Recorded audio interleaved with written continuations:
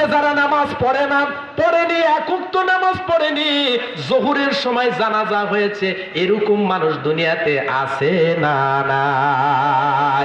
কেউ নামাজ কাজা করবে না। ফজরের সময় যখন আজান দিয়ে দিবে মুয়াজ্জিন, আল্লাহু আকবার, আল্লাহু আকবার, আল্লাহু আকবার,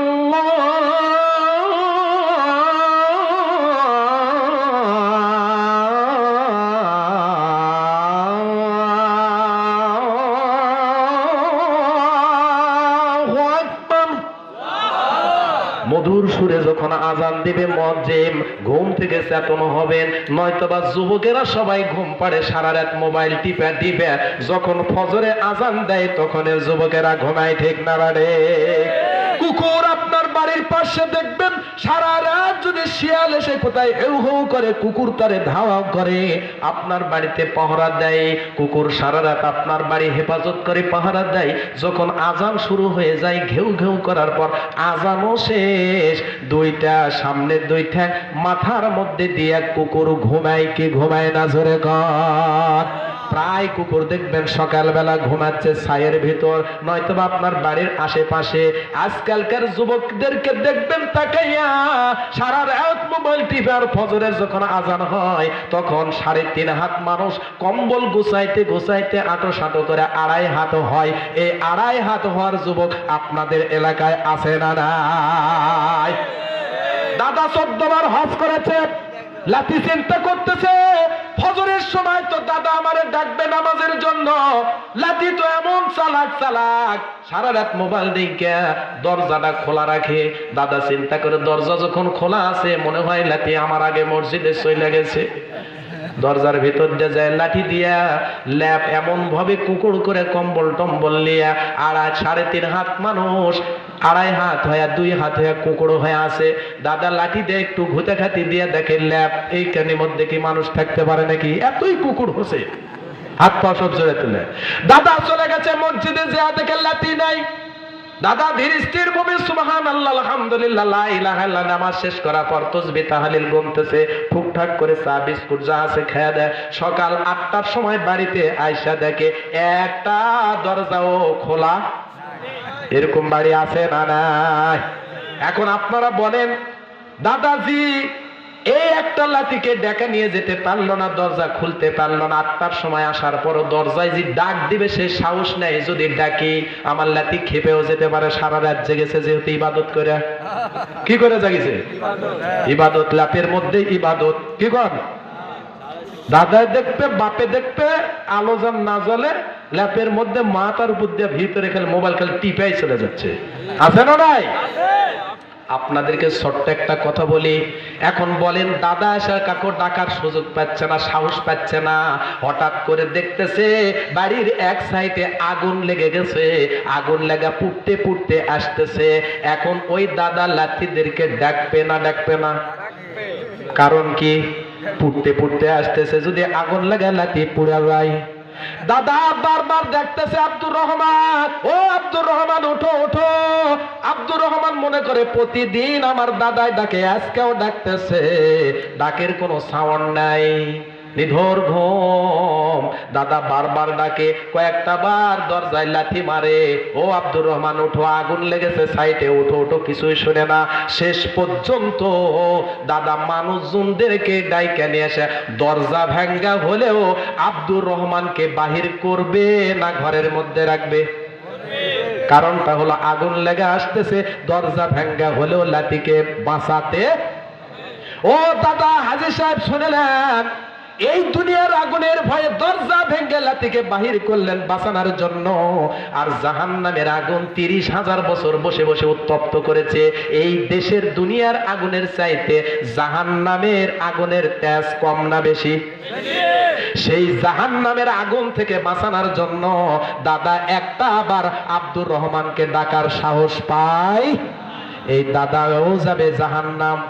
কারণ নিজের মেয়ে স্ত্রী যারা আছে এদেরকে যদি নামাজি না বানায়, যতই হাজি হজ করুক, দান করার যত যেটাই ইবাদত, সারা রাত তাহাজ্জুদ পড়ুক আর নফল ইবাদত যে করুক না কেন, কপাল দিয়ে লেখা উঠবে আর দায়ুসু লা ইয়াদখুলুল জান্নাহ, দায়ুস কোনদিন আল্লাহর জান্নাতে প্রবেশ করবে।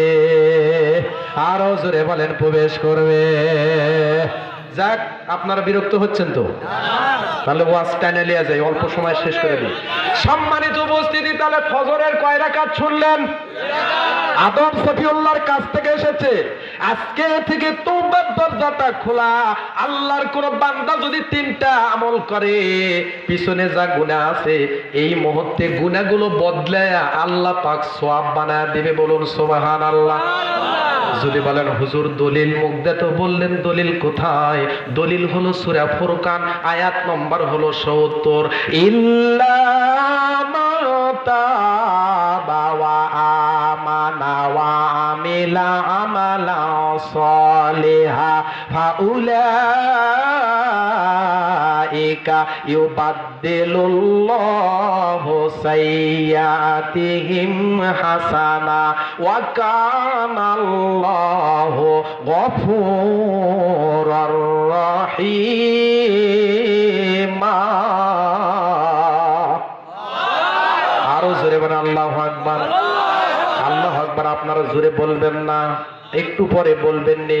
মিস্টার হবিগঞ্জ চ্যালেঞ্জ মনোবিজ্ঞান বড় একজন ডাক্তার নেদারল্যান্ড থেকে, তিনি বলেছেন আল্লাহ শব্দের মধ্যে এ থাকে, এল থাকে, এইচ থাকে। আল্লাহ এতে এল গাইড অফ দি মেডিসিনটাই হেভেনেশন অফ দি মেডিসিন। কোন ব্যক্তি যদি সকাল সন্ধ্যা অল টাইম যদি আল্লাহ আল্লাহ শব্দ বলে, সেই ব্যক্তির ভিতরে কোনোদিন ডায়াবেটিস হবে না, কোনোদিন ক্যান্সার হবে না। Challenge open I can challenge comes me out. জোরে সরে বলেন আল্লাহু আকবার।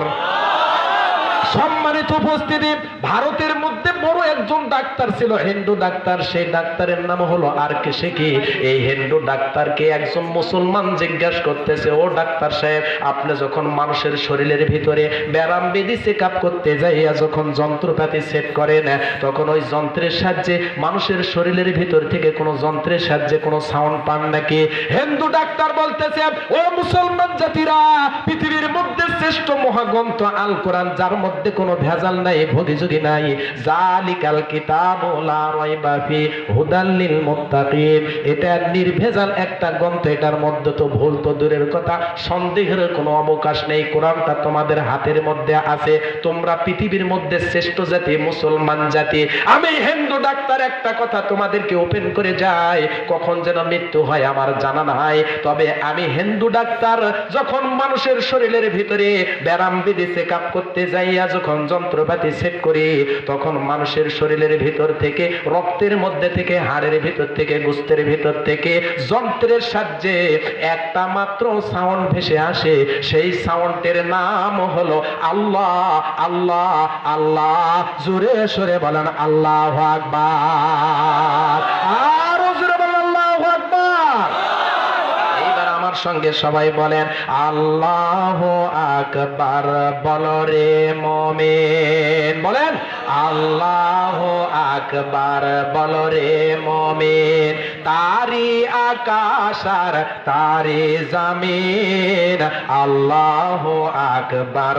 বলো রে মুমিন, আই কোরআনের কথা বলি, আল হাদিসের পথে চলি, চল্লিশে পার যেন যাবে সুদিন, চল্লিশে পার যেন যাবে দুর্দিন, আল্লাহু আকবার। বলো রে মুমিন, জোরে বলো আল্লাহু আকবার। সম্মানিত উপস্থিতি, বলতেছিলাম কোথায়? ফজরের 2 রাকাত নামাজ যদি কেউ আদায় করে, আদি পিতা আদম সফিউল্লাহর সমপরিমাণে সওয়াব তার আমল নামায় দিয়ে দেওয়া হবে। বলুন সুবহানাল্লাহ। এখনো যারা নামাজ পড়ি না, তওবার দরজা খোলা আছে।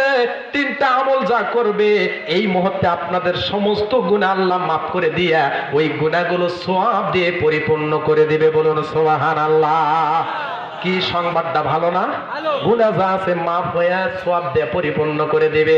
ইল্লা মান তাবা, এক নম্বর হলো তওবা করতে হবে, ওয়া আমানা, আর ঈমান আনতে হবে, ওয়া আমিলা, আর সৎ কাজ করতে হবে, আমালান সলিহা, সত্য নাই নীতি ভাবে দুনিয়াতে জীবন যাপন করতে হবে, আমলে সলিহ করতে হবে। তিনটা আমল যারা করবে, এক নম্বর তওবা করবে, দুই নম্বর ঈমান নিয়ে আসবে, আর তৃতীয় নম্বর আমলে সলিহ করবে। ফাউলাইকা ইউবাদদিলুল্লাহু সাইয়্যাতিহিম হাসানা, তাদের অতীত জীবনের যত গুনাহ আছে সাইয়্যাত হাসানা, আমি তাদেরকে সওয়াব দিয়ে পরিপূর্ণ করে দেব। বলুন সুবহানাল্লাহ। বদল করে দেব, বদল, ইকলাব মানে বদল করে দিবে, সওয়াবগুলো পাপগুলো দূর করে দিয়ে সওয়াব দিয়ে পরিপূর্ণ করে দিবে। বলুন সুবহানাল্লাহ। কি হুজুর ঠিক আছে? ঘুমাচ্ছেন নাকি? আচ্ছা হুজুর ঠিক আছে তো ইনশাআল্লাহ। সম্মানিত উপস্থিতি, আমল করতে হবে কয়টা? মনে করতেছেন জীবনে ফজর পড়িনি, আদম সফিউল্লাহর সমপরিমাণ সওয়াব তো পেলাম না, আজকে থেকে আর ছাড় দেওয়া যাবে না। ফজর জুমার দিনে যেরকম মুসল্লি হবে, 5 ওয়াক্ত নামাজও সেরকমই হতে হবে। তবে গান জানা যাবে আকিমুস সালাত, নামাজ কায়েম হয়েছে। নামাজ কায়েম তাকে বলে শুধু বাড়ির মালিক ওই মুরব্বি পড়বে, আর 7-8 জন অভিভাবক আছে কেউ পড়বে না, ওকে পড়া কয়, কায়েম কয় না। কায়েম কয় তাকেই গোটা পরিবারের সমাজ জামাতের, গোটা দেশের সমস্ত মুসলমান যখন 5 ওয়াক্ত নামাজ জামাতের সহিত আদায় করবে, তবে এই গাছ আল্লাহর এই আয়াত পরিপূর্ণ হবে। বলুন সুবহানাল্লাহ। আর জোরে বলেন সুবহানাল্লাহ। সম্মানিত উপস্থিতি, 5 ওয়াক্ত নামাজের মধ্যে ফরজ হলো 17 রাকাত। জোরে বলেন কয় রাকাত? ফরজ 17 রাকাত। 17 রাকাতের মধ্যে 2 রাকাত গেল, আর বাকি থাকলো কয় রাকাত? সবাই বলেন। 15 রাকাতের মধ্যে যোহরের কয় রাকাত ফরজ? যোহরের 4 রাকাত ফরজ। এইবার আদি পিতা চলে গেল, জাতির পিতার কাছে আমরা আসি। মিল্লাতা আবিকুম ইব্রাহিম হুয়া সাম্মাকুমুল মুসলিমিন।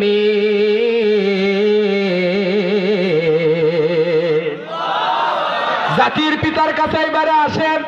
আপনার আমার জাতির পিতা ইব্রাহিম খলিলুল্লাহকে যখন অগ্নিকুণ্ডের মধ্যে ফেলানোর চিন্তা চেতনা, এইবার জিবরাইল এসে বলতেছে কিছু সাহায্য করতে পারি কিনা, এই যে ভয়াবহ অবস্থা। ইব্রাহিম খলিলুল্লাহ ডাক দিয়ে বলতেছে আমার কারো সাহায্য লাগবে না, যে আল্লাহ আমাকে তৈরি করেছে, আমি কোথায় কিভাবে আছি আল্লাহ ভালো করেই জানে। বলুন সুবহানাল্লাহ। আগুনে তো ফেলতেই পারলো না, যদিও পড়ে আগুন আর নাই, হয়ে গেছে ফুলের বাগান। চিৎকার দিয়ে বলুন সুবহানাল্লাহ। ফুলের বাগান হয়ে গেছে। জাতির পিতা ইব্রাহিম খলিলুল্লাহ ওই অগ্নিকুণ্ডে ফুলের বাগান হয়ে যাওয়ার সাথে সাথে শুকরিয়া স্বরূপ 4 রাকাত নামাজ আদায় করেছে। আল্লাহ পাকের এতই ভালো লেগেছে, যত্ন সহকারে রেখে দিয়েছে। নবীজিকে মেরাজ রজনীতে 4 রাকাত নামাজ হাদিয়া দিয়ে দিয়েছে উম্মতের জন্য। কোন আল্লাহর বান্দা বান্দি যদি যোহরের 4 রাকাত ফরজ নামাজ আদায় করে, জাতির পিতা ইব্রাহিম খলিলুল্লাহর সমপরিমাণে সওয়াব তার আমল নামায় আল্লাহ পাক দিয়ে দেবে। বলুন সুবহানাল্লাহ। যেজন নামাজ পড়ে না সে তো শয়তানের নানা, কবরে আসিলে তারে মজা দেখাবো। জোরে বলে ঠিক না না ঠিক? শয়তানও নামাজ পড়ে না, মানুষ যাই নামাজ পড়ে না, কোনো কম বেশি আছে নাকি? যেজন নামাজ পড়ে না সে তো শয়তানের নানা, কবরে আসিলে তারে মজা দেখাবো। ও বেনামাজিরাম কেন নামাজ পড়ো না, বেনামাজি মারা গেলে জাহান্নাম তার ঠিকানা। যেজন নামাজ পড়ে না সে তো শয়তানের নানা, কবরে আসিলে তারে মজা দেখাবো। লিল্লাহে তাকবীর। এ ভাইজান, মহিলারা আছে না? সব চলে গেছে? আছে? আচ্ছা থাক, মহিলাদের ওয়াজ কিছু করা লাগবে ভাই। মানে মহিলারা মাহফিলে যায় কষ্ট করে চাউল পড়লে থাকে ঠিক, কষ্ট করে কিন্তু তারা কিছু শুনতে পায় না। কি বল? সম্মানিত যুবক ভাইরা আমার, স্ত্রীদেরকে জিন্দেগিতে কেউ কোনোদিন মারবেন না। নবী পয়গম্বর যে যেখান থেকে এসেছে কোন স্ত্রীকে কেউ মেরেছে এরকম কোন প্রমাণাদি নাই। আর যদিও কোনো অপরাধের কারণে মারতে হয় তাহলে আধা হাত অর্থাৎ 1 বিঘ লাঠি কাটা নেবেন। কত? 1 বিঘ। এই 1 বিঘ লাঠি কাটা নিয়ে মারবেন। তারপরে মুখে মারা যাবে না, বুকে মারা যাবে না, পিঠে মারা যাবে না, চোখ মুখে মাথায় মারা যাবে না, এগুলো জায়গায় যেগুলো ক্ষতি হওয়ার জায়গাগুলোয় মারা যাবে না। আধা হাত লাঠি দিয়া যদি আপনি শাসন করেন, মারেন, স্ত্রী মুচকি হেসে ডাক দে বলবে কারণ কি? আদর করতেছে নাকি? আধা হাত দিয়ে সারাদিন যদি আধা হাত লাঠি দিয়ে আমার লাগবে? মা, ও মা বোনরা, আপনাদের মার বন্ধ হলো প্রথম অবস্থায়, এরপরে আরো কিছু মহা ওষুধ আছে, কিছু মেসেজ আছে, শুনে যাবেন। আপনাদেরকে স্বামীরা আর কোনোদিন কষ্ট দিবে না, আর স্ত্রীদেরকে আপনারা কোনোদিন কষ্ট দিবেন না। আর মা বোনদেরকে বলি, যদি সেজদা করার অর্ডার হতো তাহলে স্বামীর পায়ের নিচে সেজদা দেওয়া লাগতো। ঠিক না বাঠে? স্বামীকে অপমান করে, লাঞ্ছনা করে, স্বামীর মন অসন্তুষ্ট করে জান্নাত পাওয়া সম্ভব? আসতেছে আমি সামনের দিকে অবশ্যই বলবো। 4টা আমলের মধ্যে একটা আমল বলেছি, রহিমার খাদিজার সঙ্গে জান্নাতে মা বোনদেরা যাবে, 4টা আমল করবে। তওবার দরজা খোলা। আজকে মা বোনদেরাও তওবা করবে, আপনারও তওবা করবেন। পিছনের সমস্ত গুনাহ আল্লাহ পাক মাফ করে দিয়া যে গুনাহগুলো করেছেন গুনাহটা সওয়াব বানায় দিবে। বলুন সুবহানাল্লাহ। তাহলে জোহরের 4 রাকাত ফরজ গেল, বাকি থাকলো কয় ওয়াক্ত? আর 3 ওয়াক্ত বাকি থাকলো, আসর, মাগরিব আর এশা। এইবার আছেন আসর। পবিত্র এই কুরআনুল কারীমের মধ্যে 2টা নবীর নাম সবচাইতে বেশি এসেছে। কয়টা নবীর নাম? এর মধ্যে এক নবীর নাম সবচাইতে বেশি এসেছে, সেই নবীর নাম হলো মূসা কালিমুল্লাহ। কি নাম জোরে বলেন?